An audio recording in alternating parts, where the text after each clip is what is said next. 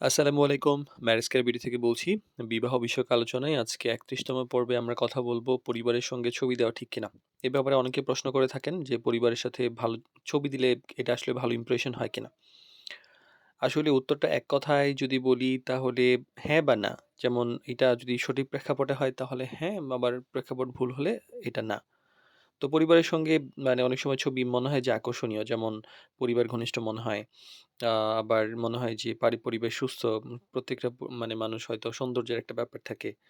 তো মানুষ অনেকে ভাবে যে ধারণাগুলো ইতিবাচক হতে পারে। কোনো ক্ষেত্রে ইতিবাচক হয়। কিন্তু দেখেন বিয়ের ক্ষেত্রে মূল মানে ম্যারেজ মিডিয়ায় বা পাত্র বা পাত্রীপক্ষ থেকে ফোকাস কিন্তু নরমালি পাত্র বা পাত্রীর উপর।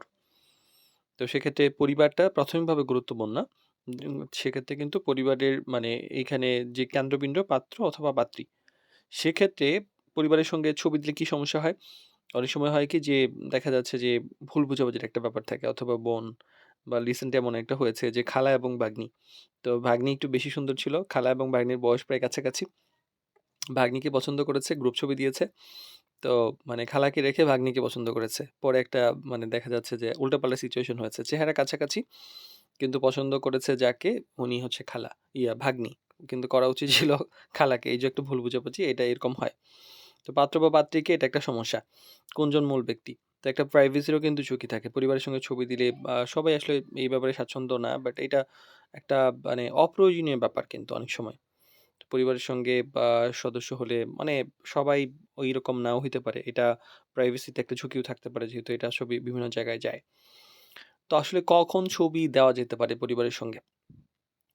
তো এইটার একটা ব্যাখ্যা হইলো যে দেখেন নরমালি তো আপনার এইটা গুরুত্বপূর্ণ হইলো পাত্র বা পাত্রীর ছবি।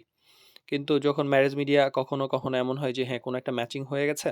ফাইনালি পরিবারের সঙ্গে একটা ছবি দেখে সবার সদস্যদের সঙ্গে আ কেমন অবস্থা বা সদস্যদের ছবি দেখলে ভালো হয়। আসলে সদস্য আছে কিনা বা কোনো কুয়েশন এর কারণে ম্যারেজ মিডিয়া যদি আলাদাভাবে চায় দেওয়া যেতে পারে। বা পরিবার যদি সম্মত থাকে, ছবি অবশ্যই পরিষ্কার এবং পরিমত যদি হয় তাহলে সেক্ষেত্রে দেওয়া যায়। কিন্তু সেটা অতিরিক্ত অপশন হিসাবে, মূল ছবি কিন্তু না। মূল ছবি কিন্তু পাত্র-পাত্রী ইন্ডিভিজুয়াল সুন্দর ছবি। তো পরিবারের সাথে যদি আমরা ছবি দেই তাহলে কেমন ছবি হওয়া উচিত? প্রথমত এক সিম্পল যদি পর্দা করেন পর্দাশীল এবং ব্যাকগ্রাউন্ডটা পরিষ্কার এবং অনেক সময় হয় না যে বিয়েবাড়িতে গিয়েছেন সবাই গ্রুপ ছবি তুলেছেন সেটা পাঠিয়ে দিয়েছেন। কোনো ক্ষেত্রে ভালো বাট অনেক সময় যদি মানে পাত্রীকে ওইভাবে রিপ্রেজেন্ট করেন সেক্ষেত্রে হয়তো অনেক সময় ভালো নাও হইতে পারে। বাট একটু ডিসেন্ট ছবি অবশ্যই দিবেন। এইটা গুরুত্বপূর্ণ না যে বিয়ের ছবি দিলেন বা একটা দেখেন যে অতিরিক্ত ক্রাউড আছে কিনা বা ব্যাপারটা হচ্ছে একটু মানে ডিসেন্ট যদি হয় তাহলে সেভাবেই দিবেন। আশা করি ডিসেন্ট ব্যাপারটা ব্যাখ্যা করার দরকার নেই।